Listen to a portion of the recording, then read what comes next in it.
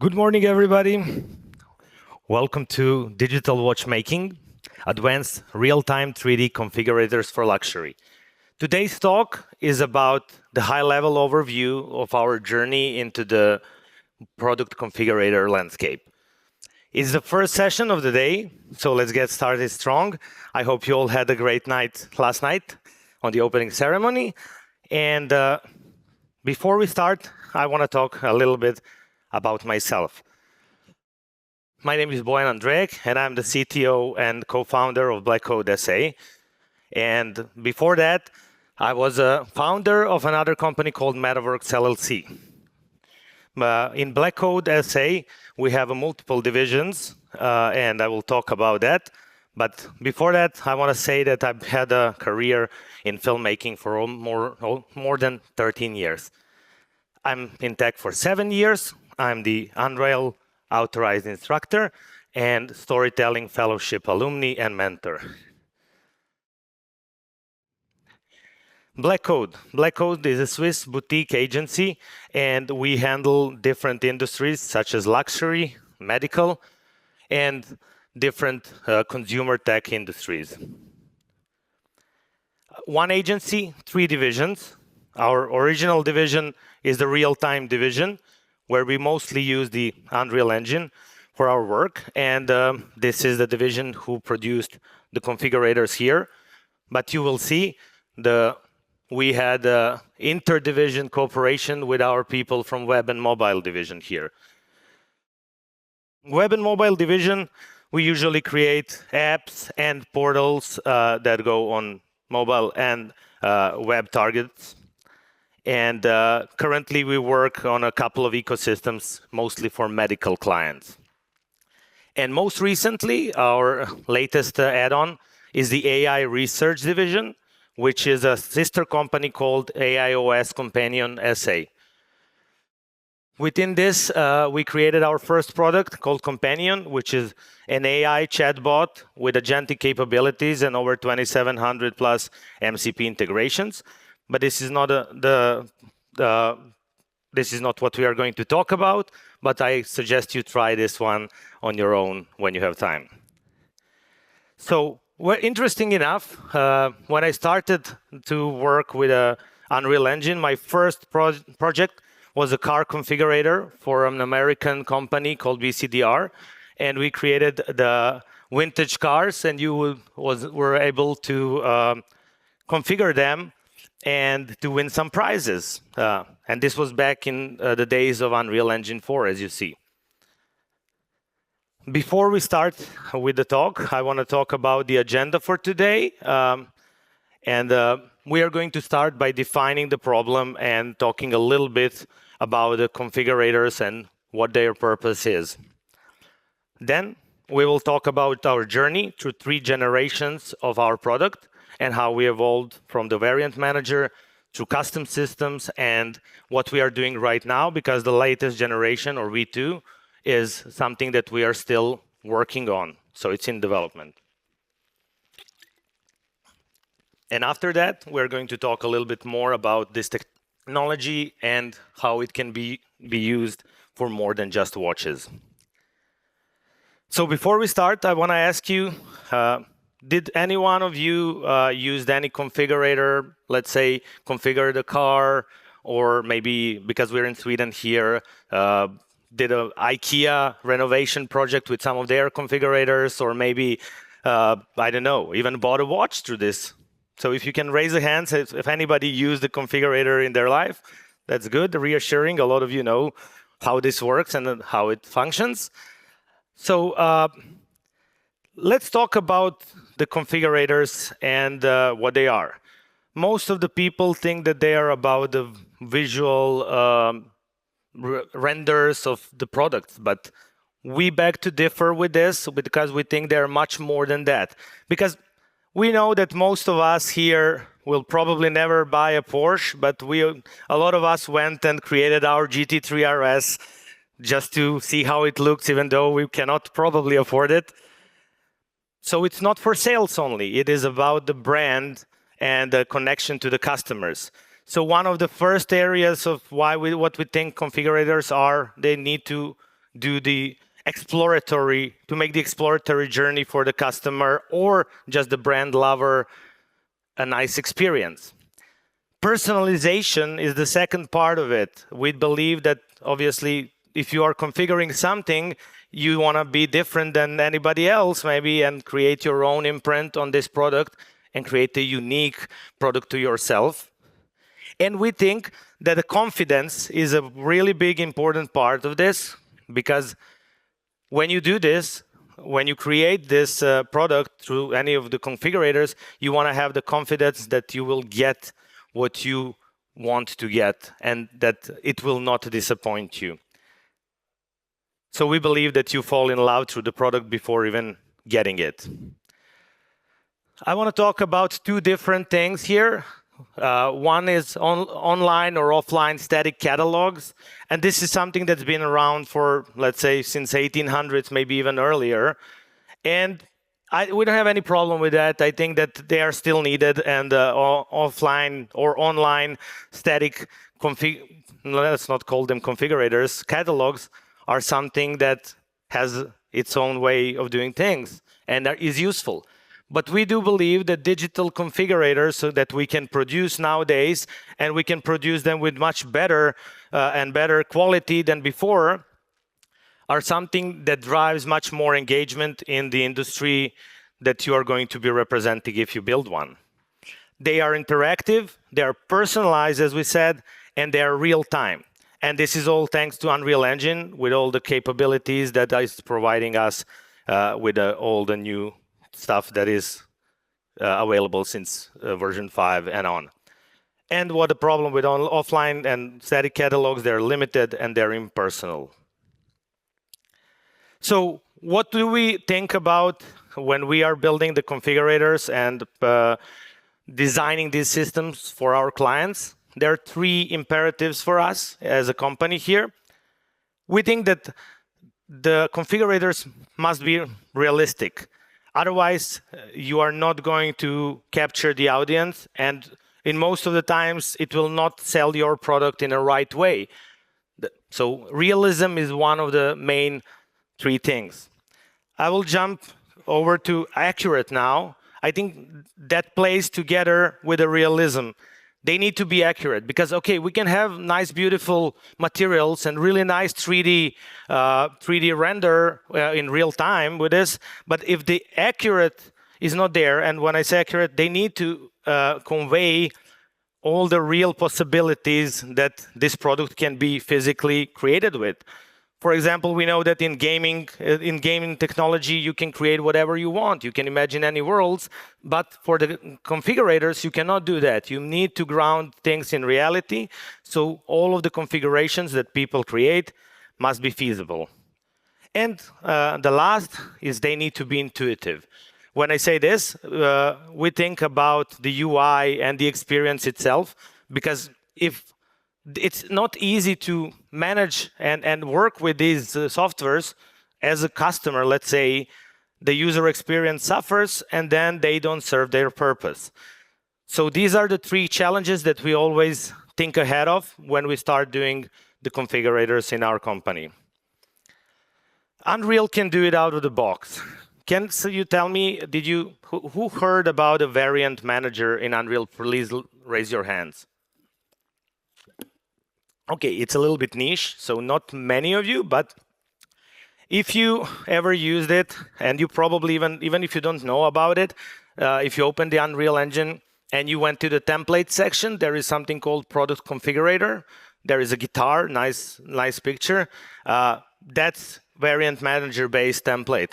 And you can spin that off, and you can immediately have your configurator. It looks really nice. It looks cool. And it works. It has a UI, and you can probably easily change it if you have any technical knowledge and put your own product inside of it, put some other materials. There is a pretty nice interface for that, but that's not the entire requirement.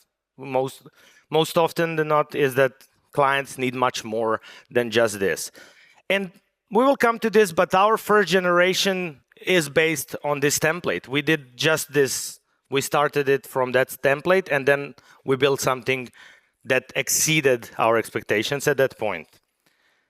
So real work often requires more. And these are the 4 areas that we think is where the variant manager from Unreal lacks in the first place. Scalability. It's not easily scalable because you cannot control it through the data.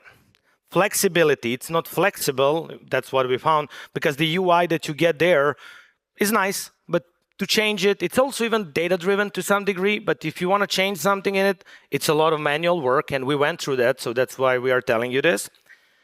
And data-driven design is what is missing. It's not fully true, because you can extend Variant Manager to do the data-driven pipeline, but from a template, it's not what's happening there. And then ease of use and reusability. Ease of use is, let's say, to some degree there in the Variant Manager, but not to the full extent. And reusability is totally not there. When I'm talking about reusability, I'm thinking of creating one product, one system, and then easily reusing it with other products or for different clients. And every time you want to do this with Variant Manager, you will need to probably create half of your system from scratch. So let me just take a water. We came to the part where we start our journey and where we are going to talk about how we evolved from Variant Manager to what we have now. It took us 3 overhauls of the system to get where we are right now, and we are still working on it, and we are still expanding. Our first generation, which called V0, was based on the template I just mentioned, and it was built for a client and shipped, and I will talk about it. Our second generation is our first attempt to create this experience through completely custom logic without relying on any epic tools like Variant Manager, but designing it from scratch. And the third generation, or V2, is our latest try to do it even better and to design it from scratch once more, when we learned what the problems were in the previous 2 generations. Variant Manager-based configuration that we built is for a brand called Norcane, and it was built for the Watch and Wonders 2024. You can see the video. I'm sorry for the quality, because we are streaming this from web. We needed to make it a little bit compressed. About this project, it was a short deadline. Client approached us. They had only 4 months to create this. It was fairly simple. It says 10 options, but I think there are a little bit more. It used Variant Manager from a get-go. We started it with a template. But that's where the things end, That's where we needed to step up and create different things that were non-existent. We needed to connect it to Shopify and to custom CRM backend. We ported it to WebGL manually, I must say, to Play Canvas.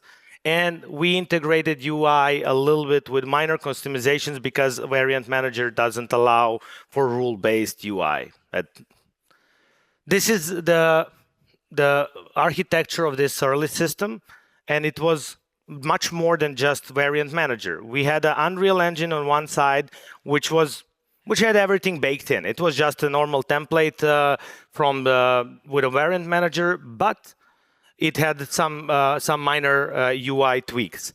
We connected it to the custom backend we built with Node.js, where we stored sessions, customers, and other data that were streamed in through the API inside of the Unreal Engine.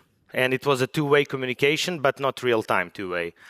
And then on top of that, client wanted us to build a custom CRM and to port all of this to Play Canvas, which we did. And it was a manual labor, and a lot of time was spent to convert the PBR materials, all the meshes, optimize them, and move them to the Play Canvas. This created a lot of problems. It was not intuitive, it was not easy to do, and it was really, really hard to maintain. Updates would need for any update, you would need to rebuild the Unreal, and you would need to manually fix everything in Play Canvas. And doing any changes in backend would require you to also do that again. UIs were not flexible. There's no rule-based logic and no variation management that is driven by any data. Building this was really awesome, and we were proud of it, but it was a hassle maintaining it. And in the end, the client dropped the Unreal Engine version. In the end, only WebGL remained, and it's still operational to this day. That's when we decided to do it all over again, because we got a new client who wanted something similar, but we realized that this system will not adhere to what the client requirements were. This is when we started with a custom approach, or generation 2, and this is something we called V1 in this space. We identified 3 key points for improvement here. We said we need to have a data-driven design, because configurators usually require that. We need a procedural approach for our UIs, and we need procedural approach for our UIs and for everything that we can generate procedurally. And we needed a lot more automation. So managing the pipelines, managing everything, creating the PDFs, doing the configurations, all of that needed to go in some sort of automated pipelines. So let's talk about a data-driven design. From V20 to V1, this was the biggest change. We decided not to use the variant manager. So this is where the data-driven design comes in. We created our own assets, structs for different watch elements, for components, for variations, for the palettes, and for the rules, most importantly, because we will find that one of the biggest challenges in this industry is that you want to define what goes with what. Otherwise, systems usually don't work in real environments. The second thing that we needed to do is we decoupled the UI. This was for this particular client. The request was the big showroom. So we needed to decouple the UI. And in this case, Unreal became the renderer engine that owned the data and that owned all the configurations. But the control was done through multiple touch screens. All of these touch screens were procedurally generated. So you would create a watch configuration inside of the data, and it would sync with backend when the Unreal comes alive. And that backend data would then create the UI. So obviously, the UI was built in React, but it had some framework. It was basically a framework for the data, and the data was controlling how we render things. We also decided that we need a better camera system, because in the camera system with Variant Manager, you have just one orbit, zoom, and that's it. We decided that that doesn't fit all of the scenarios. So if you want to focus on some elements, you would need a different camera views, and that would be a manual thing to do. We decoupled it and made it rule-driven, and also made editor tools for managing this inside of the Unreal, so our tech artists can just create different cues and also even limit the orbiting capabilities of each camera, and then that would be driven by the data. We decided that the PBR normal shader materials are not good, and they're baked, and they're like really, really hard to manage on a larger scale. So we created a fully new material system with a really complicated master material that had a lot of options, and we derived our entire physically accurate pipeline to get these materials from this origin. And it was data-driven, and we also had tools that you can imagine new material with different layers and finishes. If you want like brushed or radial brushed or whatever, you would just put that in the data, and then you say which material it would be, like gold. It can create that material and assign it to your meshes, and this was all done automatically to some degree, I must say that. Managing sessions, nodes, and outputs. We're now talking about backend and data. In this new version, backend became much more active in the role of managing the system. It was not just for holding data or building UI. We also exposed the admin backend to our clients, where they could have edited some minor UI changes. But most importantly, it was used to handle sessions, customers, save data, PDFs for manufacturing, PDFs for the client. It can render automatically photos or videos from Unreal. And it can also take notes based on every single station. So during the configuration session for these watches, there would be a salesperson who take these notes, and this goes directly to the manufacturing after the orders. And this was the new architecture. And you can see that it looks a little bit more intimidating than the previous one. I must say that all of these services were Dockerized, and we are currently using two different servers. One is for real-time 3D, where the Unreal Engine lives, and that's where the data ownership about the system is. And then we have three containers. One is backend, one is admin container, which just works with the backend, and then there is the front end, which basically renders all the station UIs, which also comes with a controller panel, so the admins during the session can troubleshoot all of these stations if something goes wrong or turn them on or off. Also, one important thing, we expose Socket.io and external APIs, because this is our system, but it also works with other systems of our client, so they can stream in the data in and out in this system and check the health and whatever they want to do. I cannot say more about this at this point. And everybody thinks the configurator is about visuals, but it's really about the architecture. And these are the plugins that we made for this. These are just the sums that I wanted to talk about. The main is the data plugin, which runs the entire replaces variant manager, basically. And then we have a camera system, video player. I didn't mention that, but I will, because you can also play videos from the stations. That's a marketing part of it. Socket.io or communications plugin, editor tools for all of this, and material system. And the results were awesome.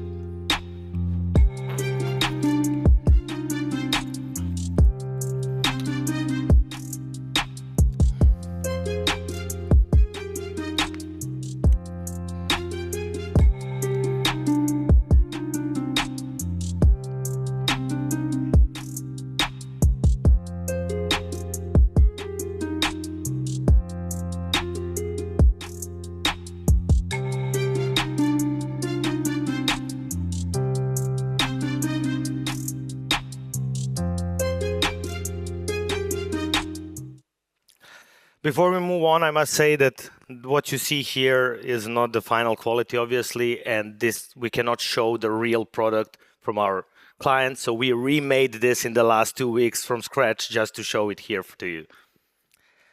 And we were restless. We didn't like this. We realized there are so many problems with this. So we decided to improve it even further.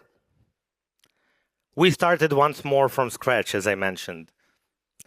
This is the latest generation, and it is currently trying to solve all the problems that we encountered through the first 2 generations. And there are quite a few architectural changes and approaches here. Also, it is trying to be the configurator, because the previous 2 ones, in our opinion, were pretty narrow in their scope, and they were targeted for the clients that had a specific need. Now we are trying to break through that mold and pattern and create something that is truly unique and usable for everybody. First, let's start with the problems we identified.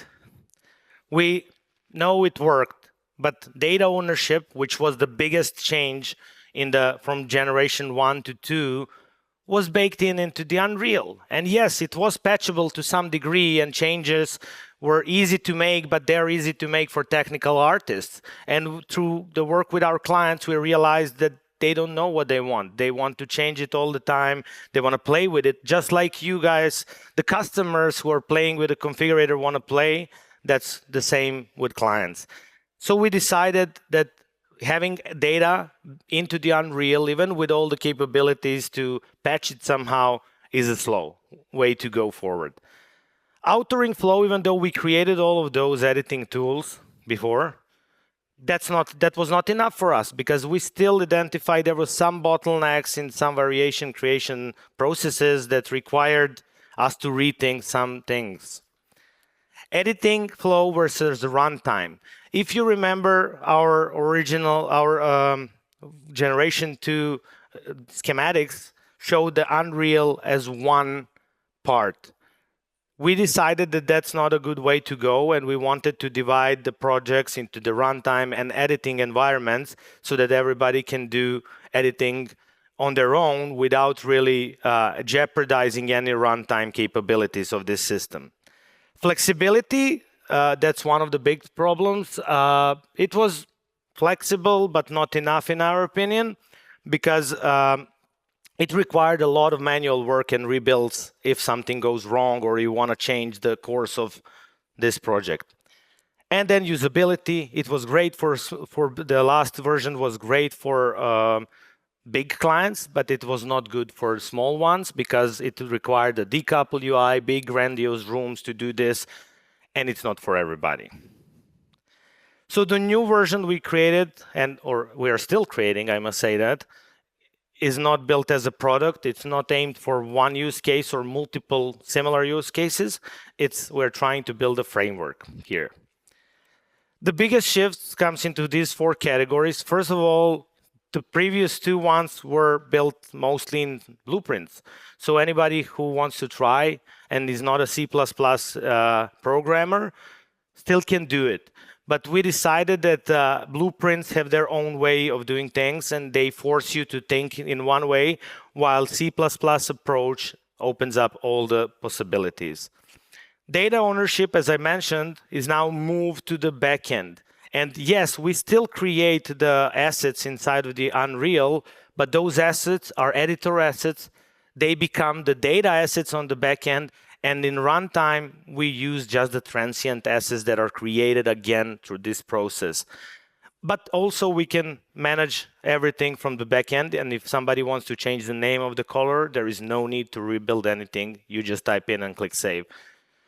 Lightweight runtime, we are now considering our Unreal Engine runtime as a target. So it comes with the minimal setup. And within this minimal setup, it has all the tools to render whatever we need it to render, and we can patch it through DLLs and other methods. And the data from backend can push those changes as well. And it's multi-platform from a get-go. That is the idea. Because if you remember, we were working with the WebGL, and a lot of our clients want to have the web version of their configurator. So we are building in from a get-go, as a first-class citizen, the exporter that will export all of these assets and create the WebGL version automatically without the manual hustle. Benefits of this approach, I can just say one disclaimer, we're still testing this. We are working with a client on this, so we are not testing it alone. And these are the early numbers for some things that we noticed. Freedom to create the features fast in C++ is really, really a good thing. Because a lot of, as I said, a lot of things in the blueprints do not expose everything that we need. And doing it on a lower level gives us optimization, gives us much faster editing workflows, and much more stable environment. We already see the huge improvement and measurable benefits in system management and authoring and ingestion. 65% reduction in time required, and this is going to be even faster. when we finish all parts of the system, in creating variations and configurations. And up to 95% more flexibility when the client comes and says, I want to change something, they can now do it themselves pretty easily without any technical assistance. It's fully patchable because we have that light runtime. Now everything goes through patches, and you can create the assets, and you can divide the work with that editor component through your different departments. And some of them can make materials, some of them can make components, some of them can then work on variations, and all of that can be just packed as one patch for one part of the system. In a previous system, this was also possible, but you would need, because all the assets were interconnected already in Unreal, if you have one watch, you would need to patch it fully without the option to just change some parts of it. And many more. So I will quickly just go over to compare these versions. There are a couple of spreadsheets here. I don't want to go over every single one of them.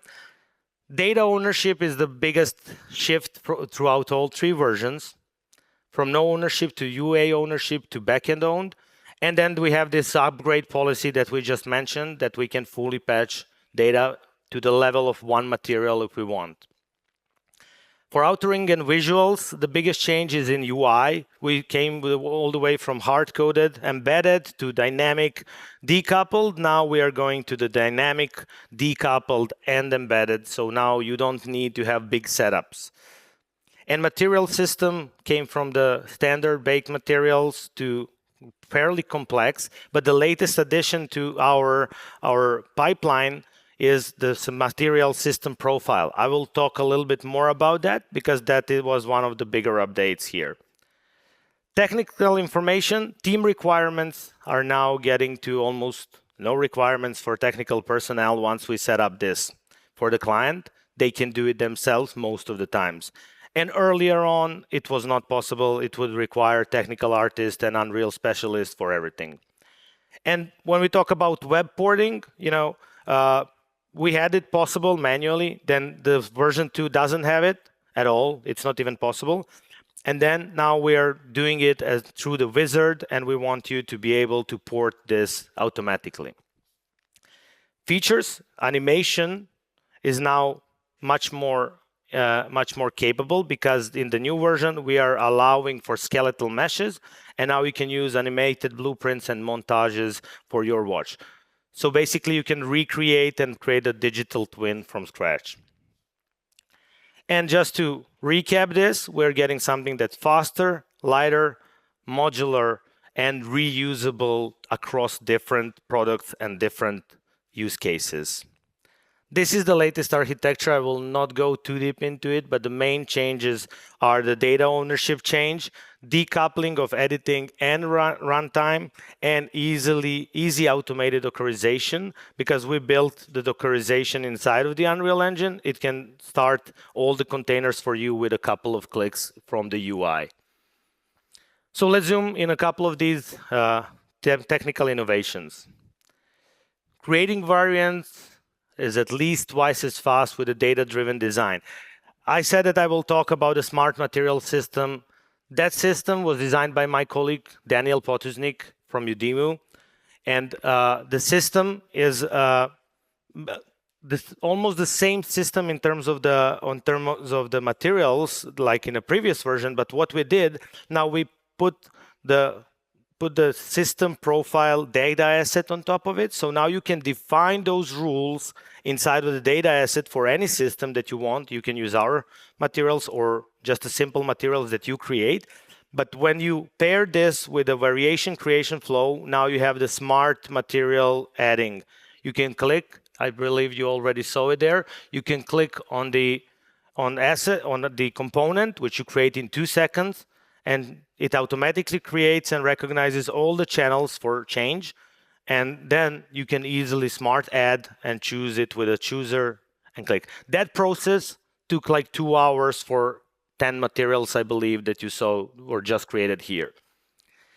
Now you can create any combination of assets for your watch or whatever the configurable object is. The difference is that before we had category and subcategory, so we had 2 levels deep. Right now we have a recursive structure that doesn't have no limits, so you can create any combination that comes to your mind, and there is also a tool for that. And now you don't need to do all the UI stuff here, because once you create the assets, the UI is now defined in the backend admin.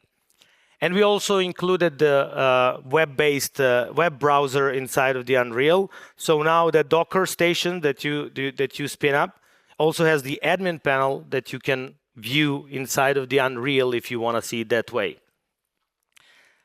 And now we don't need to redefine data. There are no rebuilds. You can just add data and patch it easily. All configurations live now in backend, what we said. And this is only the tip of the iceberg and what I can say for now, but this has been our journey so far. This is a short last couple of slides. I just want to mention that this new system is not only for watches, and we are building it so it is usable for almost anything. Unfortunately, we didn't have time to create those videos for you where we explore these options, because we were short on time. But I will say my 3 picks that I would create with this, and probably we will publish demos with something like this in the future. Car configurator is something that we want to see this technology being used for. Product configurator, maybe, that's an easier way, that's on the simpler end of the scale. And real estate configurator is something that we want to do as a demo. We think that new camera system in this new version will allow us to have multiple room views and diverge from the one object, because when you do the car or a watch, that's one object, you rotate around it, and when you do the entire house, you need to have different views in different rooms. So that would be what I would try this on. And we're not done. This is something that we are working on with our client here. We plan on using this for education, content generation. It's already used with our clients, even the previous version for content generation, because you can create different assets and then render them, even though it's not for the client. Product design, this is something that our clients wanted to use internally. They want their product designers to experiment with the watches that they are creating to see how they can launch new versions to the market. And then it's also capable of creating this marketing material. And the last thing that we want to do with this, and also talking about this with a client, is support for Android and iOS. So they already have some iPad apps that they want to convert to use this technology. And we want to see this fully capable, because it's C++, fully adapted to mobile use as well. So we believe that configurators will become the infrastructure of personalization in the future. And I want to do a special thanks to Aliasing, a company that did assets for our talk, because we needed to recreate them, as I said, and to Daniel Potuznik, who helped us build a material system profile, and provided us with his material assets. Thank you for your time. That would be all.